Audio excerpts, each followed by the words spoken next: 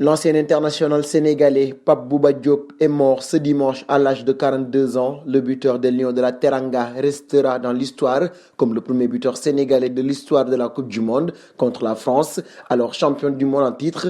Lors du match d'ouverture du Mondial 2002 à Séoul, Pape Bouba Diop perce les cages de Fabien Barthez, offrant la victoire à son équipe du Sénégal. Le joueur né à Dakar a joué en Suisse, Vevey, Neuchâtel, Grasshopper Zurich, à Lens entre 2001 et 2004, en Angleterre Fulham, Portsmouth, West Ham et Birmingham, et en Grèce à l'AEK Athènes. À son palmarès, on retiendra une Coupe d'Angleterre remportée en 2008 avec Portsmouth et une Coupe de Grèce 3 ans plus tard quand il évolue à Athènes.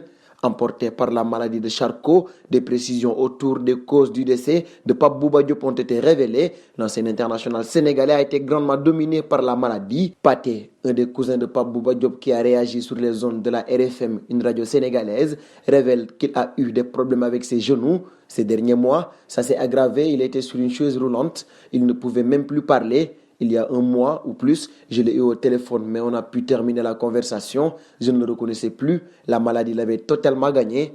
Sa maladie, il l'a donc bien cachée, toujours dans la sobriété. Pape Bouba Diop l'a affronté en guerrier. Et ce caractère de lion a été loué par ses différents coéquipiers en équipe nationale. Depuis sa disparition, les hommages se multiplient. Pour El Hadji Diouf, ancien coéquipier de Pape Bouba Diop en équipe du Sénégal, il dit avoir appris avec beaucoup de tristesse la mort de l'ancien milieu de terrain de Lyon ce dimanche 29 novembre. Il était son frère de combat. Khalilou Fadiga était lui aussi très touché par le décès de Pape Bouba Diop, son coéquipier en sélection également. En hommage à Bouba, il révèle qu'il ne parlait pas beaucoup, mais avait toujours le sourire aux lèvres.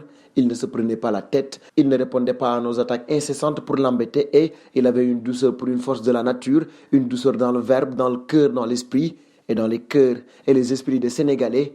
Pape Bouba Diop, il restera à jamais.